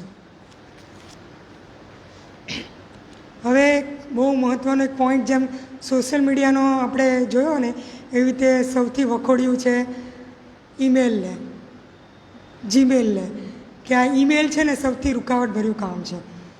હવે આ લેખકે 7 પુસ્તકો લખ્યા છે. આ ડીપ વર્ક વિશે તો આપણે ચર્ચા કરીએ છીએ, પણ એક બીજું પુસ્તક છે વર્લ્ડ વિધાઉટ ઈમેલ. તેના પરથી અંદાજો આવી શકે કે તમે આ સાંભળશો ને એટલે તમને ટ્રેલર દેખાશે એનું.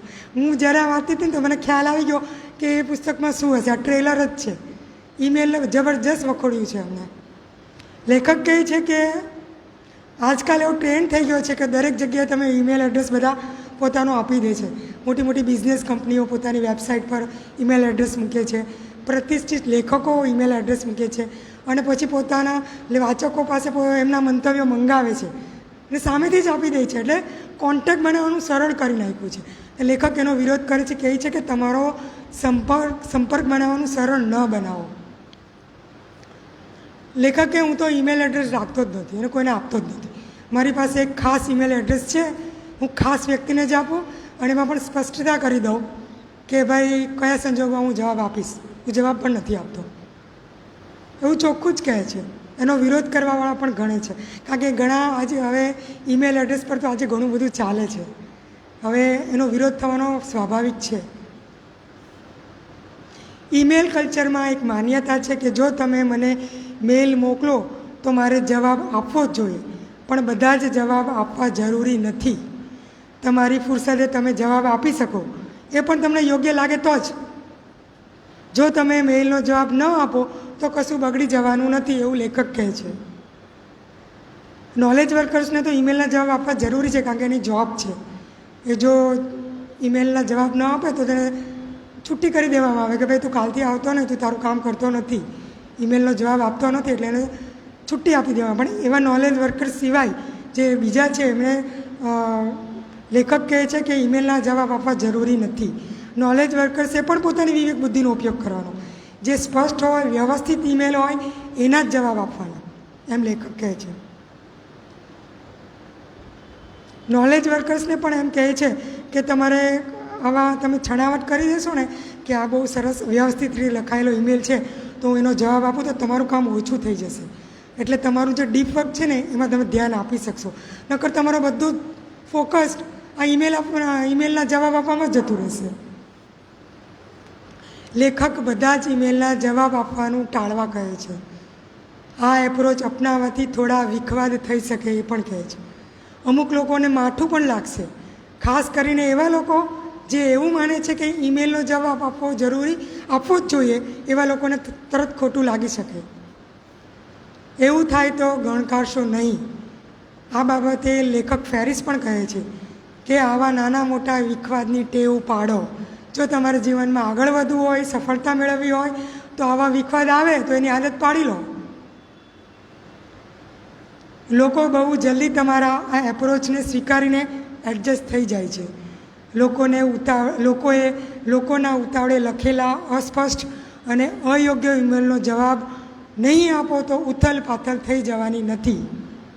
લેખક કહે છે કે બને ત્યાં સુધી લોકોના સંપર્કમાં આવવાનું ટાળો, સરળ ન બનાવો, ઈમેલ એડ્રેસ જ ન આપો, અને ઈમેલ એડ્રેસ આપો તો દરેકના જવાબ પણ ન આપો. લેખક કહે છે કે હું જાણું છું કે ડીપ વર્ક કરવું સહેલું નથી, તેનાથી થાક લાગે. એમાં બહુ સરસ એક વાત કરી છે. લેખક માને છે કે વધારે પડતું ડીપ વર્ક કરીને મેં જે થાક અનુભવ્યો છે, કદાચ ભવિષ્યમાં આટલું ડીપ વર્ક ન પણ થાય. ડીપ વર્કને કારણે સફળતા મળે છે, એ પણ એક વાસ્તવિકતા છે. ડીપ વર્ક કરીને જીવવું અઘરું છે, જેને માટે સખત મહેનત કરવી પડે, ઈમેલથી છુટકારો મેળવવો પડે, ટેવ બદલવી પડે, સોશિયલ મીડિયા છોડવું પડે, ઘણું બધું ત્યાગવું પડે. પરંતુ સફળ થવું હોય તો આટલો ભોગ તો આપવો પડે. બિલ ગેટ્સ પણ મારા આ વાતથી સહેમત છે. બધા મોટા મોટા બિઝનેસમેનો પણ મારી આ વાતથી સહેમત છે. શું તમે છો? એમ લેખક આપણને કહે છે. ડીપ વર્ક કરીને લેખકે ઘણા બધા કાર્યો કર્યા. એની જરીક થોડીક છે, 2-4 વાક્યો છે, જોઈ લઈએ. 5 મિનિટ લઉં, કારણ કે તો અધૂરું કહેવાશે આ જો પૂરું નહીં કરું તો. હવે લેખક ન્યૂ પોર્ટલે થયેલા ફાયદાઓ વિશે જોઈ લઈએ. લેખક કહે છે કે છેલ્લા 10 વર્ષથી લેખક ડીપ વર્કથી ટેવાયેલા છે. 10 વર્ષથી તેઓ કરે છે. ડીપ વર્કને કારણે દર વર્ષે એને 2 રિસર્ચ પેપર લખ્યા. સાંજના 5 વાગ્યા પછી તેને વીકેન્ડમાં ક્યારેય કામ કર્યું નથી. કેમ? કારણ કે ડીપ વર્ક કર્યું ને એને કારણે એને વીકેન્ડમાં કામ કરવાની જરૂર જ નથી પડી. ડીપ વર્ક કરવાના નિશ્ચયને કારણે આશ્ચર્યજનક પરિણામ મળ્યું. ડીપ વર્કને કારણે પ્રોફેસર થયા બાદ વધુ વ્યસ્ત જીવનમાં દર વર્ષે 4 પેપર્સ પ્રસિદ્ધ કર્યા. આજે પુસ્તક ડીપ વર્ક વાંચી રહ્યા છો, જેનો મોટો ભાગનો સમય એ દરમિયાન જ મેં લખ્યો હતો. આ ડીપ વર્ક પુસ્તક મેં એ સમયગાળા દરમિયાન જ લખેલું. હવે આ પુસ્તકમાં છે ને પાછળ બહુ સરસ વાક્ય છે, આ ચમત્કારિક એટીટ્યૂડ. આપણે પોઝિટિવ એટીટ્યૂડ વિશે તો બહુ સાંભળ્યું કે જીવનમાં પોઝિટિવ એટીટ્યૂડ રાખીએ ને તો સફળતા મળે. પણ એક અહીં એક વાત છે, લખી છે લેખકે કે ડીપ વર્ક એક ચમત્કારિક એટીટ્યૂડ છે, એવું લખ્યું છે. વાક્ય બહુ સરસ છે કે જેનો અમલ કરવાથી તમે કલ્પના નહીં કરી હોય એવી અદ્ભુત પરિણામો તમને મળે છે, એવી સફળતા તમને મળે છે. ડીપ વર્ક કરવાથી ફોકસ રહી શકાય છે, જેથી બિનજરૂરી બાબતોથી છુટકારો મેળવી શકાય છે. ડીપ વર્ક કરવાથી જિંદગી બદલી શકે છે. ઇલોન મસ્ક 2 મોટી કંપનીઓ ચલાવે છે, સ્પેસએક્સ અને ટેલ્સા. આ બંનેનું સંચાલન તેઓ આ ડીપ વર્કને કારણે કરી શક્યા છે. હવે આમાં એક ઉદાહરણ આપ્યું છે કે આમાં તો બધા વિદેશી લેખકોના નામ, એમના ઉદાહરણો આપ્યા છે, પણ આપણા ભારત દેશમાં પણ કંઈ ઓછું ડીપ વર્ક નથી થયું. આપણા ઇતિહાસમાં આપણા ઋષિમુનિઓએ ડીપ વર્ક જ કર્યું છે. જેઓ જંગલમાં જઈને એકાંતમાં ધ્યાનમાં બેસી જતા સાધના કરવા, એ ડીપ વર્ક જ છે. આપણું એક ઇતિહાસમાં બહુ સરસ એક ડીપ વર્ક થઈ ગયું. જો હું એના પર ફોકસ નહીં કરું, કારણ કે વિશ્વએ એની નોંધ લીધી છે, તો કહેવાશે કે આ પુસ્તક અધૂરું. કારણ કે આ લેખકે પણ આમાં એમની નોંધ લીધી છે. આ આપણું મહાકાવ્ય મહાભારત એ એમ જ નથી લખાયું, એ જબરજસ્ત ડીપ વર્ક થયું છે.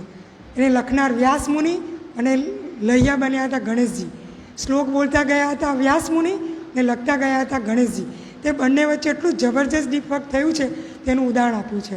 હવે વ્યાસ મુનિએ ગણેશજીને એવું કીધું હતું કે જો હું જે શ્લોક બોલું એ શ્લોક જો તમે સમજ્યા વગર લખ્યો એનો અર્થ, તો હું બોલતો બંધ થઈ જઈશ, શ્લોક નહીં બોલું. અને ગણેશજીએ પણ શરત મૂકી કે જો તમે બોલતા અટકી ગયા તો હું લખતો બંધ થઈ જઈશ. એટલે બંને એકબીજાને બાંધી લીધા અને પોતાનું વર્ક શરૂ કર્યું. હવે વ્યાસ મુનિએ શરૂ કર્યું બોલવાનું. 99 શ્લોક તો ઇઝીલી બોલી ગયા ફટાફટ. એટલે ગણેશજીએ બી 99 લખી નાખ્યા. પણ 100મો શ્લોક આવ્યો ને ત્યારે ગણેશજી થોડું અટક્યા, કારણ કે એ શ્લોક થોડો અઘરો હતો, એટલે એને સમજતા થોડી વાર લાગી. એટલે થોડું અટક્યા ને, એનો અર્થ સમજવામાં એટલી વારમાં વ્યાસ મુનિએ બીજા 99 વિચારી લીધા, 99 શ્લોક વિચારી લીધા. તમે વિચારો કે કેટલું જબરજસ્ત એનું માઇન્ડ અને કેટલું જબરજસ્ત આ ગણેશજીનું માઇન્ડ. એટલે બંને એમ કરતાં કરતાં કરતાં 1 લાખ સુધી પહોંચ્યા. 1 લાખ શ્લોકનું નિર્માણ થયું ને આ રીતે આપણું મહાભારત રચાયું. એની નોંધ વિશ્વ લે છે. એટલે આ પુસ્તકમાં અમે જેટલું બને એટલું સરળ રીતે સમજાવવાની તમને કોશિશ કરી છે. જેમ બને એમ સરળ મુદ્દાઓ લીધા છે જેથી હું તમને સમજાવી શકું. આમાં હજી તમારે ડીપમાં જવું હોય, ઘણા બધા ઉદાહરણો છે, તો આપણી સયાજી લાઇબ્રેરીમાં, આપણી લાઇબ્રેરીમાં અંગ્રેજી અને ગુજરાતીમાં બુક છે જ. તમે બધા ઉદાહરણો સાથે વાંચી જ શકો. અને મારી મેં બનતી કોશિશ કરી છે કે હું તમને સરળ રીતે સમજાવી શકું. આભાર.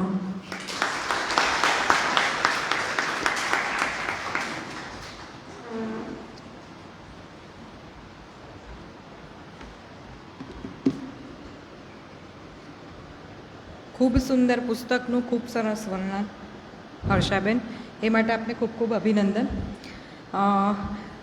વાર્તાલાપની પરંપરા પ્રમાણે હવે પ્રશ્નોત્તરી શરૂ થાય છે. તો આપ સૌને વિનંતી કે આપ આ પુસ્તકને લગતા અભિપ્રાય અને પ્રશ્નો રજૂ કરો.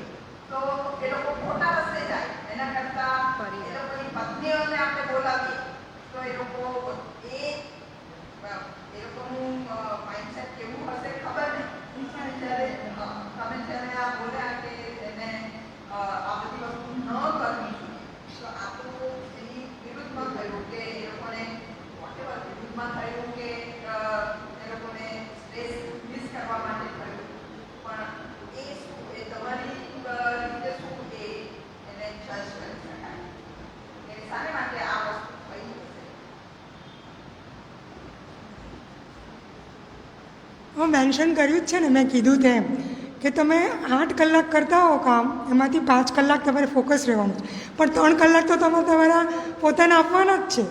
એટલે જ એમને આનો તમે જે વાત કરી ને કે પત્નીઓ ફેમિલી સાથે સ્પેન્ડ કરવા માટે જ આ ઉદ્દેશ છે કે તેઓ ફરીથી રિચાર્જ થઈ શકે, ફરીથી બીજે દિવસે પોતાની પ્રેક્ટિસ કરી શકે, એ માટે ફોકસ રહી શકે.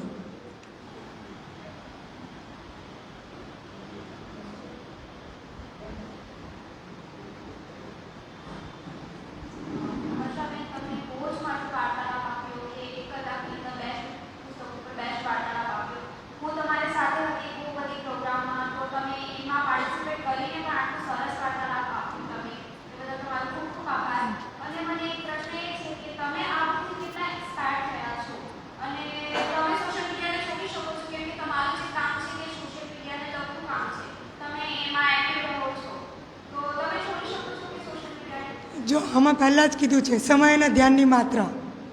સમય કેટલો આપવો અને કેટલું ફોકસ રહેવું, એ જો તમારામાં સંયમ હોય અને જો તમે ધ્યાનમાં લઈને ચાલતા હોય, સજાગ રહેતા હોય અને વિવેક બુદ્ધિનો ઉપયોગ કરીને ઉપયોગ કરતા હોય તો મને લાગતું નથી કે તમને નુકસાન કરી શકે.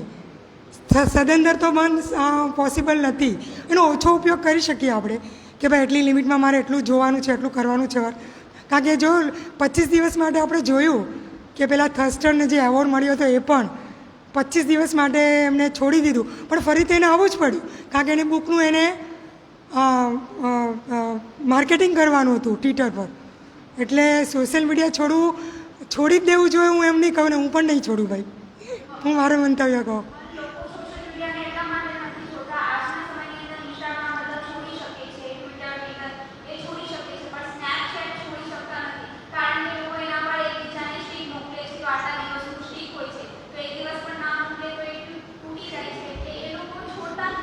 હવે હું તમે કઈ ટૂલ કીધું? સ્નેપચેટ એ હું યુઝ જ નથી કરતી. આમાં લેખકે એમ પણ કીધું છે કે મહત્ત્વના ટૂલ તમે યુઝ કરો જે તમને ઉપયોગી હોય. જો તમને એનાથી ફાયદો થતો હોય તો તમારે યુઝ કરવા જોઈએ. ફેસબુકથી મને ફાયદો થયો છે, હું યુઝ કરું છું, એના પર એક્ટિવ છું એટલે એનો યુઝ કરું છું. ઇન્સ્ટા યુઝ નથી કરતી સ્ટોરી સિવાય, અને બીજા કોઈ એવા ટૂલ્સ હું યુઝ કરતી નથી. ટ્વિટર પણ યુઝ નથી કરતી. એટલે જે મને ફાયદાકારક છે એ ટૂલ હું યુઝ કરું છું. એટલે તમારે તમારી વિવેક બુદ્ધિનો ઉપયોગ કરવાનો કે જેનાથી મને ફાયદો થાય તો કરવાનું છે.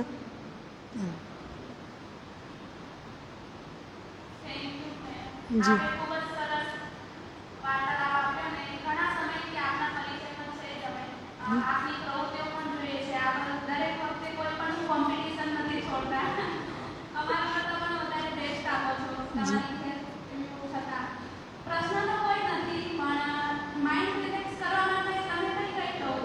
મારી માટે તો રાઇટિંગ મારું મેડિટેશન છે. મને લખવું બહુ ગમે છે. રાઇટિંગ મારું પેશન છે. હું લખતી રહું છું અને મારા વિચારો જેવી રીતે લખું એટલે મને સુકૂન મળે છે. તો બસ એ મારા વિચારો હું સોશિયલ મીડિયા પર વહેતા મૂકી દઉં છું. અને પેલો ડૉક્ટર નિમિત ઓઝા જે લેખક છે ને એ મારા ફેવરેટ છે. એનું વાક્ય મને બહુ ગમેલું કે 8 અબજ લોકો છે આ પૃથ્વી પર, દરેકને સારા વિચારો આવતા નથી, અને આવે ને તો એ પોતાના અંદર દબાવીને રાખે છે. તમે આ બ્રહ્માંડમાં પોતાના વિચારો વહેતા મૂકી દો. કોઈને ગમે ન ગમે એનો પ્રશ્ન છે. તમે તમારા વિચારો વહેતા મૂકી દો, અને હું એ રીતે જ મારું વર્ક કરું છું. અને મને ગમે છે એ રીતે હું કરું છું. જી જી.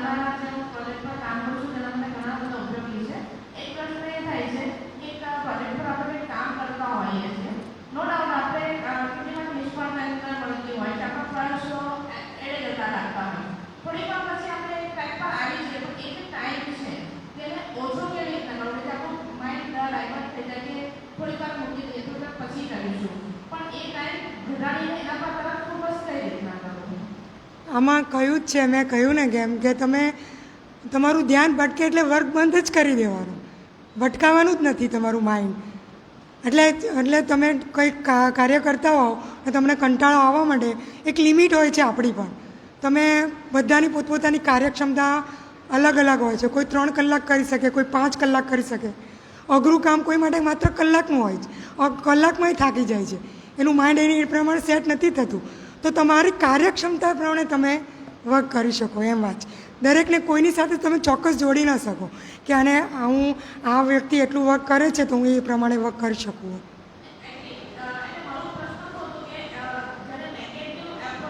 હા હા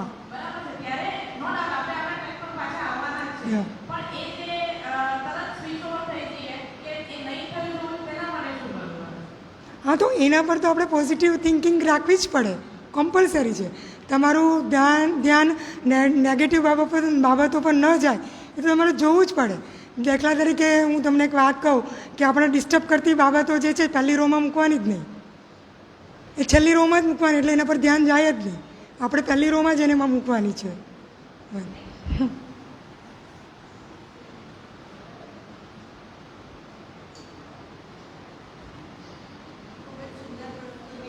જી જી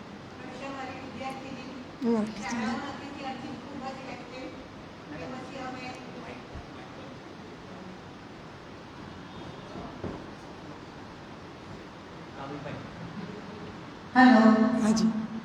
ખૂબ સુંદર પ્રસ્તુતિ. હર્ષામાન વિદ્યાર્થીની છે, શાળામાં હતી ત્યારથી ખૂબ એક્ટિવ, અને ત્યાર પછી અમે વખતો વખત અનેક પ્રોગ્રામોમાં પણ સાથે રહ્યા. સોશિયલ મીડિયાના ગેરલાભ છે એ વાત સાથે હું સહમત છું, સમયની બરબાદી, પણ એને કારણે અમુક લાભ પણ પુષ્કળ થાય છે. ખાસ કરીને જે લોકો એકાકી જીવન જીવે છે, એકલતા અનુભવે છે, એના માટે ખરેખર આશીર્વાદ છે. હું તમને એક ઉદાહરણ આપું. સોશિયલ મીડિયામાં એક મિત્ર બની નેહા ભટ્ટ, 2 વર્ષ પહેલાં એનો ખૂબ જ ગંભીર રીતે અકસ્માત થયો હતો. એને કૃત્રિમ પગ મંગાવવો હતો, લાખો રૂપિયાની કિંમતનો. મેં અહીંયા મારા નવસારીના મારા ગ્રુપને પણ મને એવું લાગ્યું કે જે લોકો દાનવીર છે એમને મેં કહ્યું, કોઈએ કંઈ એટલો રિસ્પોન્સ આપ્યો નહીં. મેં મારી જાતે એની પોસ્ટ બનાવીને ફેસબુક ઉપર મૂકી. તમે માનશો, હજારો રૂપિયાનું દાન એના એકાઉન્ટમાં જમા થયું. માનસીબેને પણ આપેલા એવા 21,000, 11,000 અને લાખોની રૂપિયાની મદદ એ છોકરીને થઈ છે. અત્યારે એણે કૃત્રિમ પગ મુકાવ્યો છે, એ સારી રીતે હરે છે, ફરે છે, ગરબા કરે છે. એટલે આ રીતે આવા સંજોગોમાં સોશિયલ મીડિયા ખૂબ જ આશીર્વાદરૂપ નીવડે છે, અને મને પોતાને મેં કંઈક કર્યું એવો સંતોષ થાય છે. જી જી. Thank you.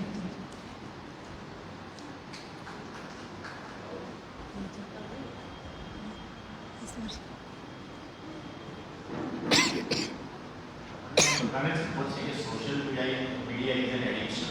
જી. હવે કોઈ પણ જાતનું એડિક્શન છોડવું હોય તો ઇટ્સ અ ચેલેન્જ. જી. હવે હમણાં જો તમે વાત કરી કે 25 દિવસ કોઈ કે ફર્સ્ટ ટાઈમ. જી. હા. અમારે જો 24 કલાક વાપરવામાં એવોર્ડ આપવો હોય તો અમારે દિનાજને આપવો પડે. હા, એક્ટિવ. એમ કહ્યું કે ભાઈ આ એક સારું કામ થયું, પણ ચોક્કસપણે પોતે પણ એગ્રી થઉં છું કે આનો ઉપયોગ ઘટાડવા માટે ખરેખર જો કંઈક સંયમથી છે, વિવેકબુદ્ધિ પણ છે, પણ જેવા ફ્રી થાય કે મગજ વિવેકબુદ્ધિ બી ચાલી જાય છે, સંયમ બી ચાલી જાય છે. હા તો છે.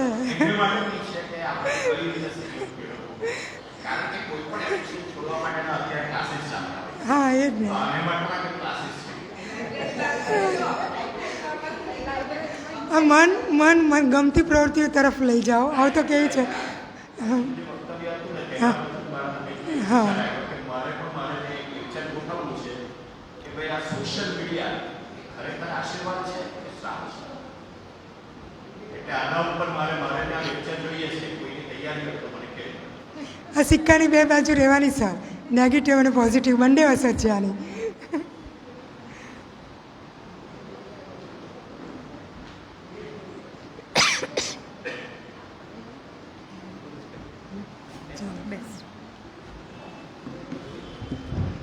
આ પુસ્તક વિશે જો આપણે પ્રશ્નોત્તરી સિવાય જો કદાચ માહિતી સમીક્ષા કરવા બેસીએ ને તો કદાચ આ દિવસ પણ ઓછો પડે. હું મારો પર્સનલ અનુભવ કહું ને તો મને પણ પહેલાં તો શું હતું કે ફોન નંબર્સ એવું નહોતું જ્યારે મારું સ્કૂલિંગ પત્યું, પણ ફેસબુકથી મને મારા ઘણા પ્રિય શિક્ષકો જેમ કે દિનાજ ટીચરને પણ હું ફેસબુકના માધ્યમથી જ મળી હતી. અને એક અત્યારે શું છે કે અટેન્શનની દરેકને જરૂર છે, અને એ નથી હોતું ને તો મજા નથી આવતી.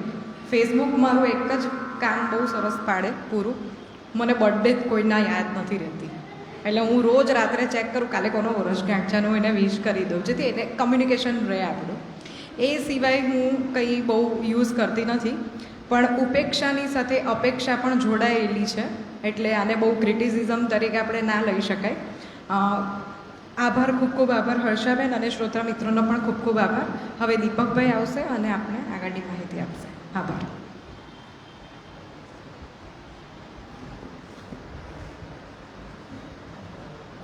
છેલ્લી 5 મિનિટ છે, આપણે 5 મિનિટનો ઉપયોગ કરી લઈએ. સૌ પ્રથમ તો આપણે હર્ષાબેનને આટલા સરસ પુસ્તક ઉપર આટલી સુંદર માહિતી વ્યવસ્થિત રીતે મુદ્દાસર આ ડીપ વર્ક પુસ્તક ઉપર વાર્તાલાપ આપવા માટે એમણે પોતે પણ ડીપ વર્ક કર્યું છે ઘણું બધું. તો એના માટે આપણે હર્ષાબેનને ખૂબ ખૂબ અભિનંદન આપીએ. હર્ષાબેન, આપને ખૂબ ખૂબ અભિનંદન અને ખૂબ ખૂબ ધન્યવાદ. આ પુસ્તક આપણને બધાને જ સ્પર્શે છે, એટલે ખૂબ સરસ પુસ્તક છે, આપણે વાંચવું જોઈએ અને શક્ય હોય તેટલું આપણી જેટલી ક્ષમતા હોય તેટલું આપણે એને આપણા રોજબરોજના જીવનમાં ઉતારવું જોઈએ. હવે આપ સૌ શ્રોતા મિત્રો, આજે પણ ઉમેશભાઈ 50થી વધુ શ્રોતાઓ અહીંયા ઉપસ્થિત હતા, તો આપની હાજરી અમારો ઉત્સાહ વધારે છે. આપ સૌનો ખૂબ ખૂબ આભાર.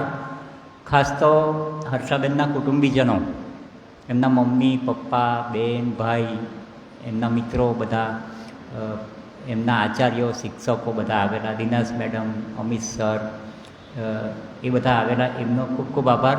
પત્રકાર મિત્રો પણ આજે ઘણા આવ્યા છે, દિલીપભાઈ નાયક, પ્રદીપભાઈ પાંડે, વૈશાલીબેન રાજપૂત, એ સૌનો ખૂબ ખૂબ આભાર. અને હવે આવતા મહિનાનો જે યુવા વાર્તાલાપ છે એની જાહેરાત કરી દઉં તો તારીખ 6 જુલાઈ શનિવાર, જુલાઈનો પહેલો શનિવાર સાંજે 6 વાગે નિશાબેન પ્રજાપતિ, આ નિશાબેન પ્રજાપતિ છે, તેઓ આપણા લાઇબ્રેરીના જ દીકરી છે અને ખૂબ સુંદર પુસ્તક, આ ડીપ વર્ક જેટલું આપણને ઉપયોગી છે એટલું જ ઉપયોગી પુસ્તક લઈને નિશાબેન પણ આવી રહ્યા છે. પુસ્તકનું નામ છે ધ સિક્રેટ. આપે એ પુસ્તકનું નામ સાંભળ્યું હશે. The secret A international best seller book છે, જેનું અનેક ભાષામાં અનુવાદ પણ થયું છે અને ગુજરાતી ભાષામાં રહસ્યના નામે એનો અનુવાદ થયો છે. ધ સિક્રેટ ઉપર 1.5 કલાકની એક ડોક્યુમેન્ટરી ફિલ્મ પણ બની હતી, એ પણ જોવા જેવી છે. પણ આ સિક્રેટ પુસ્તક એ ખરેખર આપણા જીવનમાં સુખ, શાંતિ ને સફળતા મેળવવાના શું રહસ્યો છે એના વિશે છે આખું પુસ્તક. તો આપ સૌને આવતા મહિને પણ યુવા વાર્તાલાપમાં આવવા માટે આમંત્રણ છે. અને આપ સૌને ફરી પાછી એક વિનંતી છે કે આપના સંપર્કમાં જે યુવાનો હોય એ સૌને આપ યુવા વાર્તાલાપ વિશે માહિતી આપજો અને યુવા વાર્તાલાપમાં અહીં તેઓ શ્રોતા તરીકે આવે એવું એમને કહેજો. તો આજનો આ યુવા વાર્તાલાપ અહીં સમાપ્ત કરીએ આપણે. આપ સૌનો, હર્ષાબેનનો ફરી એકવાર ખૂબ ખૂબ આભાર. ધન્યવાદ. શુભરાત્રિ. જય શ્રી કૃષ્ણ.